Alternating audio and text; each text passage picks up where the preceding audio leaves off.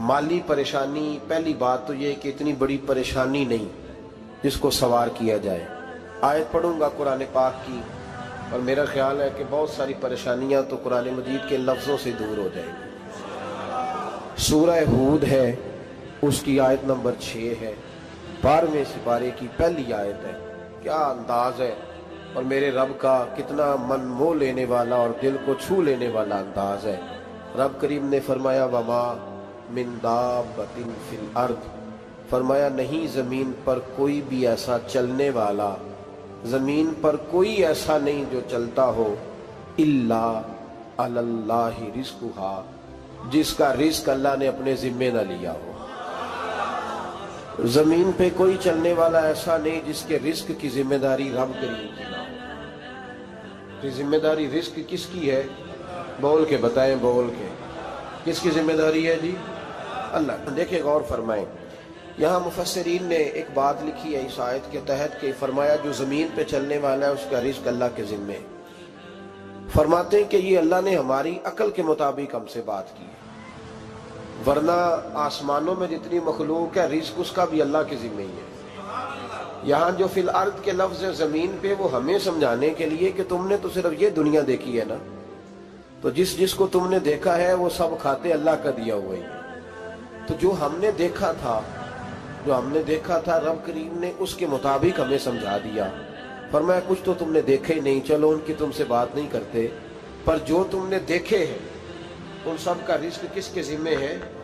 अल्लाह के। मेरे रसूल करीम सैयद आलम सल्लल्लाहु ताला अलैहि वसल्लम कुरान मजीद की जब तर्जुमानी करते, वजाहत करते, तो महबूब पाक सल्लल्लाहु अलैहि वसल्लम भी कोई इश्काल रहने नहीं देते थे, कोई इश्काल नहीं रहने देते थे। मेरे महबूब करीम अलैहिस्सलातु सलाम ने फरमाया अल्लाह पे भरोसा रख के सवेरे निकल जाना रिज़्क की तलाश में। किस पे भरोसा रखना है? निकलना तुम्हारे जिम्मे है। ये ना कहना कि घर बैठूंगा तो यही आएगा, निकलना तुम्हारी जिम्मेदारी है। जितनी जिम्मेदारी है वो पूरी करना। अल्लाह पे भरोसा करके निकल जाना तुम्हारी जिम्मेदारी है। रब का जिम्मा है तुम्हें रिज़्क देना, वो जरूर तुम्हें रिज़्क पहुंचाएगा। या रसूल अल्लाह सल्लल्लाहु अलैहि वसल्लम किस तरह पहुंचेगा? तो जरा हुजूर के लफ्जों का हुस्न भी देखिए। नबी पाक सल्लल्लाहु अलैहि वसल्लम ने फरमाया जिस तरह मौत तुम्हें ढूंढ लेती है ना कि तुम कहाँ मौजूद हो, जब वक्त आता है तो इंसान पाकिस्तान में हो तब भी आ जाता है, जद्दा में हो तब भी आ जाता है, मक्का में हो या मदीना तैयबा में वक्त फिर भी आ जाता है। फरमाया जिस तरह मौत तुम जहां भी हो तुम तक पहुंच जाती है ना, इस तरह तुम्हारा रिज़्क भी तुम जहां मौजूद होते हो अल्लाह वहां पहुंचा देता है, पहुंचा देता है। तो या रसूल अल्लाह सल्लल्लाहु अलैहि वसल्लम किस अंदाज में? तो फरमाया निकल जाना तुम्हारी जिम्मेदारी है।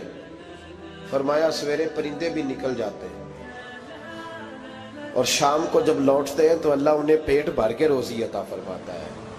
हालांकि उनको नहीं पता होता हमारा कारखाना कहाँ है, हमने कहाँ जाके मजदूरी करनी है। उनको नहीं पता होता कि हमारा दफ्तर कहाँ है, हमने किस ऑफिस में बैठना है। उनको नहीं पता होता कि हमने कहाँ जाके माल खरीदना है और कहाँ से हमने फिर उसको दोबारा बेचना है। उन्हें खबर नहीं होती, अल्लाह पे भरोसा करके निकल जाते हैं। निकलना तो तेरे जिम्मे है कि नहीं? फरमाया वो तू ड्यूटी कर, शाम को अल्लाह जो रब परिंदों को रोजी देता है वो तुझे भी अता फरमाएगा। मैं कहता हूँ सोच कितनी कमजोर है उस आदमी की जो कहता है कैसे मिलेगा। कितनी कमजोर सोच है। जो रब बैल को रोजी देता है, बकरी को रोजी देता है, इस जमीन इस धरती पे अगर बसने वाला ऊंट भूखा नहीं सोता, चले ये तो पालतू जानवर होते हैं, इस धरती पर बसने वाली अगर बिल्ली और कुत्ता रोटी खा के सोते हैं तो तू तो अशरफुल मखलूकात है। तूने अपने ज़हन में क्या टेंशन पाल लिया है कि नहीं आएगा तो मर जाऊंगा, क्या बनेगा, किस तरह होगा? तू क्यों इतना परेशान हो गया? भाई माली परेशानी सबसे ज्यादा उस बंदे ने ओढ़ ली है जिसकी तवक्कुल की बात कमजोर हो गई है। तू सीधी तवज्जो अपने रब करीम की जानिब रख, सीधी तवज्जो अल्लाह की जानिब कर। रब फरमाते हैं जिम्मा तेरा नहीं, जिम्मा मेरा। लेकिन ना तनख्वाह एक आती है घर में, जब एक बच्चा होता है तो तब भी काम चलता है, जब अल्लाह 2 बच्चे दे दे फिर भी उस तनख्वाह से काम चलता है, जब 3 हो जाए फिर भी चलता है, जब 4 हो जाए। नहीं आप ना भी बोले तो बात तो सही है, बहरहाल काम फिर भी چلے اسی تنخواہ میں سے جب بندہ بڑے بیٹے کی شادی کر کے بہو بیاہ کے لے آئے تو پھر بھی کام چلتا ہے، اور جب اس بیٹے کو اللہ بچے عطا کر دے تو اسی گھر میں، اسی آنگن میں، اسی چھت کے نیچے کام چلتا ہے۔ تو پھر تو مان جانا کہ چلانے والا تو نہیں، چلانے والا کوئی اور ہے۔ پھر تو مان جا کے چلانے والا کوئی تو اس وقت جب تنخواہ تیری لگی تھی تو کہتا تھا ابا ابھی میری شادی نہ کر، میں بیوی کو کیسے کھلاؤں گا؟ تو وہی شخص ہے جس کی چھت کے نیچے پھر 1.5 درجن پوتے بھی پل رہے اور گزارا ان کا بھی ہو رہا ہے۔ تو رزق کا ذمہ کس کا ہے؟ اللہ کا ذمہ۔ اب ہمیں پتہ ہے پہلی بات تو پریشانی اس لیے اتار دینی چاہیے کہ ذمہ ہمارا ہے ہی نہیں۔ اب دوسری بات یہ کہ ذمہ داری کس کی ہے؟ اللہ حکیم بھی ہے اور علیم بھی ہے، حکیم بھی ہے اور جانتا بھی ہے، اور اسے پتہ بھی ہے کہ دینا کس طرح ہے۔ اب ہم پتہ کیا کہتے ہیں؟ کہتے ہیں وہ جو بندہ پجاروں میں بیٹھا ہے وہاں اسے نہیں بیٹھنا چاہیے، اور میرا حق تھا۔ تجھے زیادہ پتہ ہے کہ اللہ کو؟ بول کے بتانا کس کو پتہ زیادہ ہے؟ کیوں جی؟ تو آپ اصل ٹینشن پتہ کب لگتی ہے؟ جب بندے کہتے ہیں نہیں وہ پجاروں میری تھی، میرا حق تھا۔ وہ جب گزرتی ہے نا پاس سے مہران کے تو مہران والا ٹینشن بڑی لیتا ہے، حالانکہ اللہ کو زیادہ پتہ ہے کہ وہ حق۔ ایک بات اپنے ذہن میں یاد رکھ لیں، رٹ لیں کہ جو میرے لیے بہتر تھا میرے رب نے مجھے دے دیا، اور بات ختم ہو گئی۔ بس وصل اچھا ہے نہ فراق اچھا ہے، یار جس حال میں رکھے وہی حال اچھا ہے۔ بس جو میرے حق میں بہتر تھا میرے رب نے مجھے، مسئلہ یہ ہے کہ تو اس پہ راضی ہونے کو تیار نہیں۔ حضرت علی کرم اللہ تعالیٰ وجہ الکریم نے میرے نبی پاک کی ایک حدیث بیان کی ہے، اور جناب علی جب یہ حدیث بیان کیا کرتے تھے تو حضرت مجاہد فرماتے ہیں یوں لگتا تھا کہ جیسے حضرت علی ہمیں ہر پریشانی سے نکال رہے ہیں۔ مولا علی شیر خدا رضی اللہ تعالیٰ عنہ فرماتے ہیں کہ مجھے میرے نبی پاک صلی اللہ علیہ وسلم نے ایک طریقہ دیا تھا ٹینشن فری ہونے کا۔ آپ فرماتے ہیں مجھے تو بڑا راس آیا ہے، تم بھی اگر کر لو گے تو تمہیں بھی فائدہ دے گا۔ کہا وہ کیا؟ حضرت علی کہنے لگے محبوب علیہ السلام نے فرمایا تھا لوگوں تم اللہ کے دیے ہوئے تھوڑے رزق پہ راضی ہو جاؤ، وہ تمہاری تھوڑی عبادت سے تم سے راضی ہو جایا کرے گا۔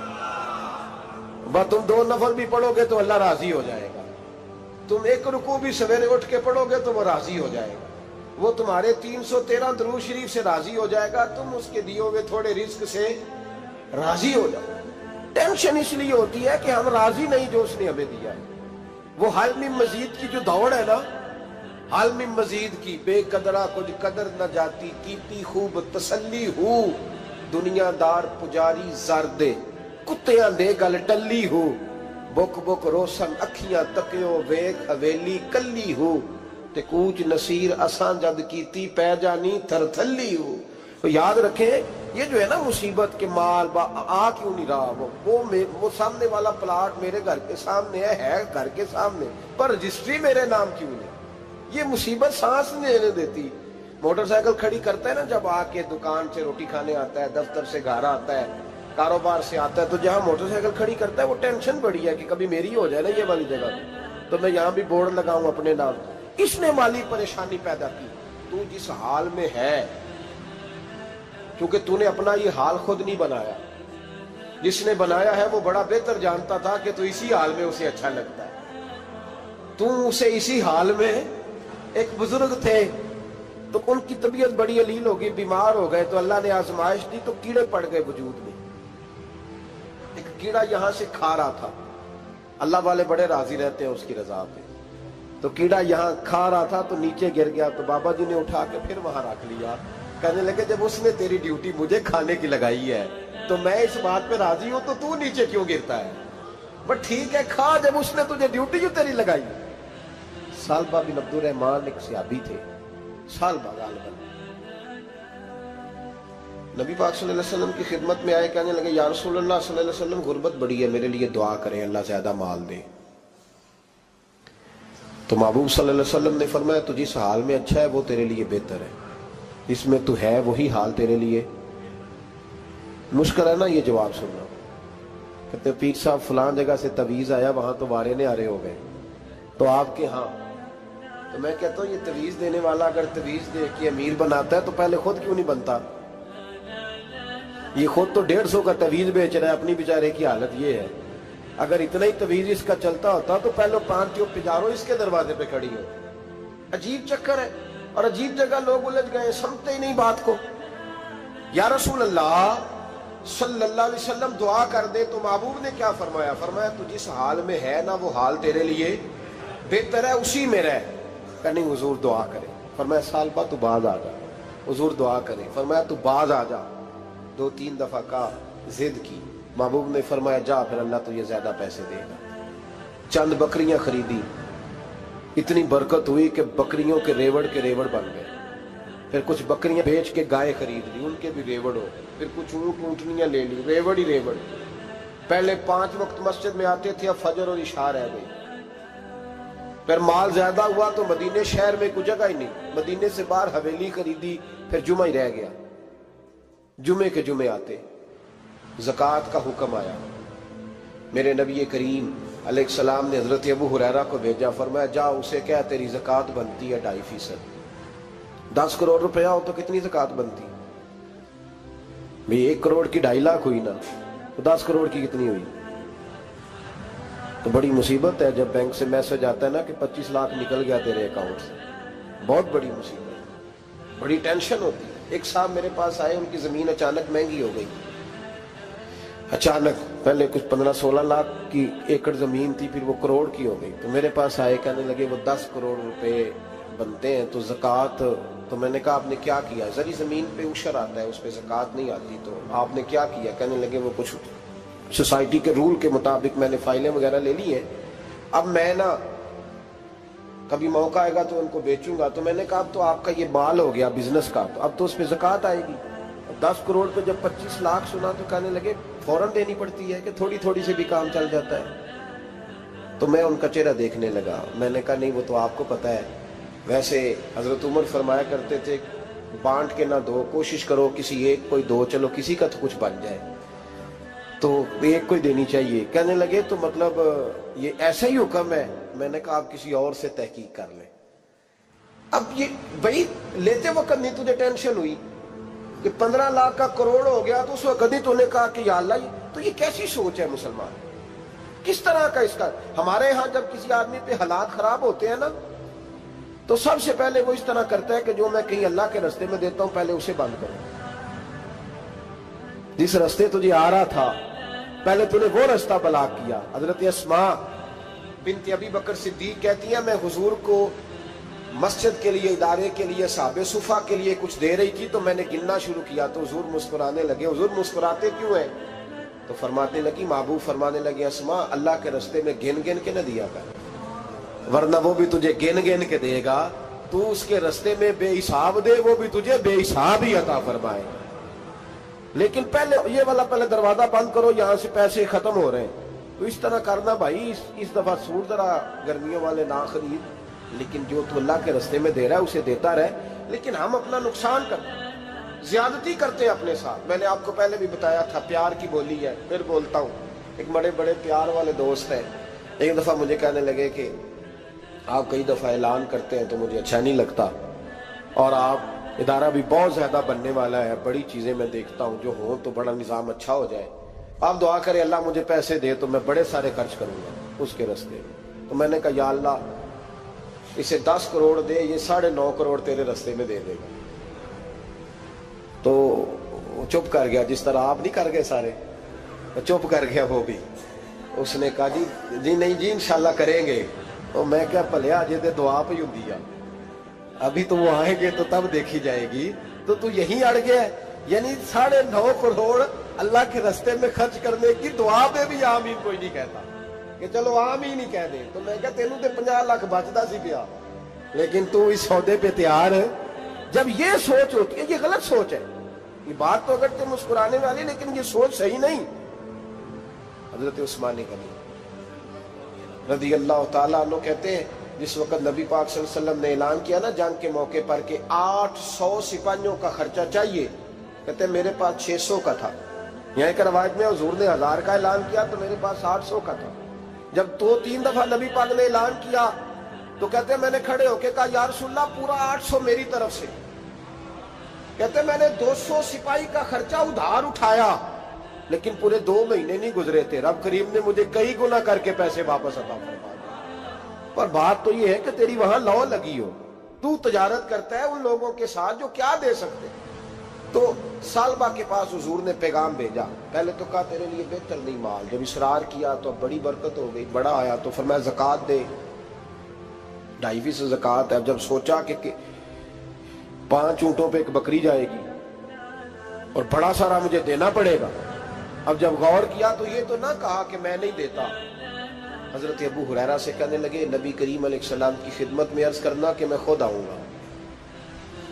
حضرت ابو ہریرہ نے آ کے عرض کی یا رسول اللہ صلی اللہ تعالی علیہ وسلم، حضور وہ کہتے تھے میں خود آؤں گا، تو کہتے ہیں محبوب نے ٹھنڈی سانس لی، فرمایا اسے کہا تھا کہ تیرے لیے مال بہتر نہیں، اب ہلاک ہو گیا، ہائے افسوس ہلاک ہو گیا۔ ان کو بھی تھوڑی دیر کے بعد احساس ہوا کہ یہ میں نے کیا کیا، نبی پاک کوئی کہہ دیا نہیں ہے، حضور کو کہہ دیا بعد میں آؤں گا۔ اب دوڑے آئے، عرض کی حضور میں سارا کچھ لے کے آیا ہوں، قبول کر لیں۔ محبوب نے فرمایا گویا بلال حبشی کی خشک کھجور بھی قبول ہے، اور صہیب رومی ایک اٹی بان کی لائے تو وہ بھی قبول ہے، اور عمار بن یاسر اور مصعب بن عمیر اگر 2 دینار دے جائیں اور کوئی پرانا جوڑا کسی سپاہی کے لیے چھوڑ جائے تو وہ بھی قبول ہے، لیکن تو اپنا لاکھوں لے کے چلا جا، تیرا کوئی نہیں قبول، معاف کر دیں۔ فرمایا جا معاف کیا، پر پیسے لے کے نہ آنا۔ اگلے سال پھر آئے، بندے ہوئے ہاتھ ہیں، محبوبہ میں دولت کا کیا کروں گا، آگ لگانی ہے، قبول کر لیں۔ فرمایا تو لے جا، تیرا نہیں قبول، گرا جو ان کی نگاہ سے وہ سنبھل نہیں سکتا۔ حضور نے وصال ظاہری کیا تو جناب صدیق اکبر کے پاس آئے، لاکھوں کا مال، ابو بکر قبول کر لو، تو جناب صدیق اکبر کہنے لگے اس کا کر لو جس کا نبی نے نہیں کیا، چل جا کوئی نہیں چاہیے۔ حضرت عمر کے زمانے میں قحط پڑ گیا، بارشیں نہیں ہوتی، غلہ نہیں ملتا، حالات خراب ہے، مالی طور پہ بحران آ گیا، غربتیں، مجبوریاں، تکلیفیں، آ کے روئے، عمر میرا قبول کر لو، مجھے معافی تو مل گئی تھی نا۔ فرمایا معافی اپنی جگہ پہ، پر جس کا مصطفیٰ نے قبول نہیں کیا۔ بہت سارے لوگوں کو پتہ ہی نہیں کہ ان کا قبول ہی نہیں ہوا، اور وہ الجھے ہوئے، انہیں خبر ہی نہیں کہ اصل بات کیا ہے۔ فرمایا جس کا مصطفیٰ کریم نے قبول نہیں کیا، اب ہیرے اور جواہرات بھی لے کے آئے تو بھوکے مریں گے، پر اس کا قبول، اس بات پہ راضی رہو، اس حال میں اللہ نے رکھا ہوا، اس حال میں راضی رہو۔ جو مصیبت ہے نا دیکھنی کہ وہ بھی میرے پاس، تمہیں کیا پتا، کبھی پوچھ تو صحیح اس سے وہ کس مصیبت کا شکار ہے، جو مالی طور پہ بڑا امیر ہے، تو اس کی طرف دیکھ کے اپنا دل برا کرتا ہے۔ بس جس حال میں رب نے رکھا ہے اس حال میں رہ۔ حضرت عثمان غنی کے زمانے میں تو وہ وصال کر گئے، لیکن بھائی تو جس حال میں تیرا رب تجھے رکھتا ہے اس حال میں رہ، تیری مالی پریشانیاں ختم ہو جائیں۔ میں نے پہلے بھی شاید آپ کو ایک دفعہ کہا تھا، میں تعلیم سے فارغ ہوا تو میرے ایک استاد اور میرے کچھ دوست کہنے لگے افریقہ آ جائیں آپ، بھائی بہت بڑا ادارہ ہے، اس کو چلائیں، اس کو سنبھالیں۔ میری والدہ سے میں نے کہا، اس طبیعت ہوتی ہے نا انسان کی، میرا بھی دل لگ گیا۔ میری اماں پڑھی نہیں تھی لیکن اللہ نے دانائی بڑی عطا فرمائی تھی، حکمت بڑی تھی، سیانی بڑی تھی۔ تو میں نے کہا اماں جی وہ مجھے ساؤتھ افریقہ کی دعوت ہو رہی ہے تو آپ کیا کہتی ہیں؟ تو اٹھ کے میرے پاس آ گئی اور مجھے انہوں نے اپنے بازوؤں میں لے لیا، پھر میرا ماتھا چوما، کہنے لگی پتر میں تے وال بھی نہ پوٹ کے دیوا کسی نے، ہم نے دولت کا کیا کرنا، تو اللہ کا نام لے کے کہیں بیٹھ جا، رب کریم رون کے لگا دے گا، خیر ہو جائے۔ تو میرے بھائی یاد رکھیں ان چیزوں سے تھوڑا سا دیکھیں نا، قناعت کریں، جو اللہ نے دیا اس پہ راضی ہو جائے، اللہ بڑا مہربان ہے، وہ آسانیاں کر دیا کرتا ہے۔ تو یاد رکھیں میرے رسول کریم علیہ السلام نے ایک تو ہمیں درس یہ دیا ہے کہ تو سمجھ جا، قرآن نے ہمیں بتایا ہے کہ روزی تیری ذمہ داری نہیں، روزی کس کی ذمہ داری ہے؟ اللہ کی۔ اور دوسری بات یہ کہ جو اللہ نے تمہیں دیا ہے اس پہ تو راضی ہو جا، تیری مالی پریشانیاں ختم ہو جائیں۔ اور پھر حضور صلی اللہ علیہ وسلم نے فرمایا مذہبی طور پر جب دیکھو تو آگے دیکھو، اور دنیاوی طور پر جب دیکھو تو پیچھے دیکھو، پریشانی ختم ہوگی۔ مذہبی طور پر جب دیکھو، جو 5 نمازیں پڑھتا ہے وہ تہجد پڑھنے والے کو دیکھے، اور جو تہجد پڑھتا ہے وہ اشراق چاشت پڑھنے والے کو دیکھے، اور جو بندہ اشراق اور چاشت پڑھتا ہے پھر اس کو دیکھے جو سارا دن مصطفیٰ پہ درود پڑھتا ہے۔ ऊपर देखे कि मैंने और नेक होना है और नेक, और जब माली मामला है तो फिर नीचे देख। अगर तू बैठा ना पजारों पे तो फिर टूडी वाले पे नजर कर, उसका क्या हाल है।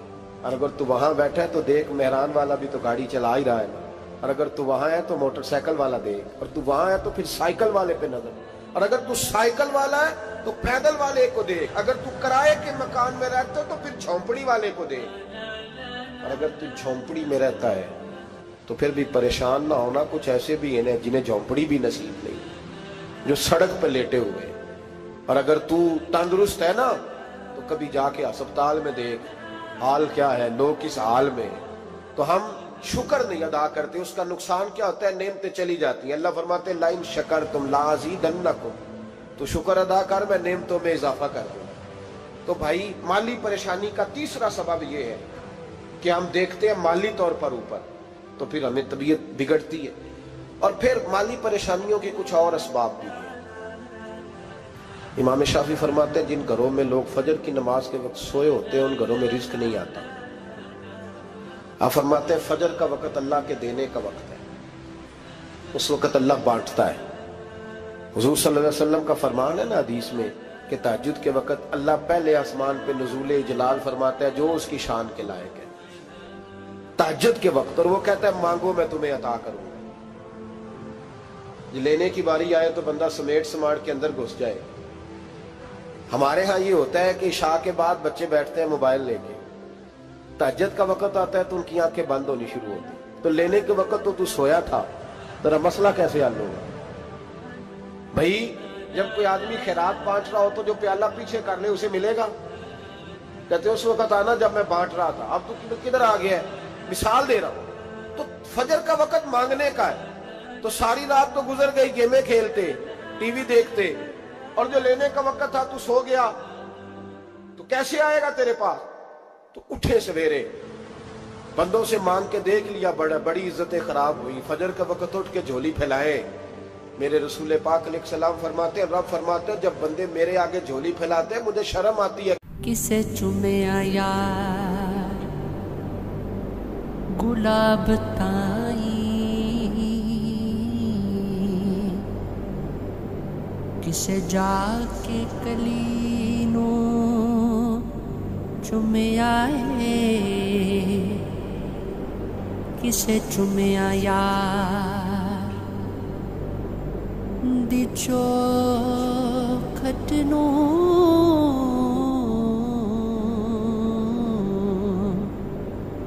किसे जाके गलीनो चुमे आए, किसे चुमिया हाकिमे वो सताई,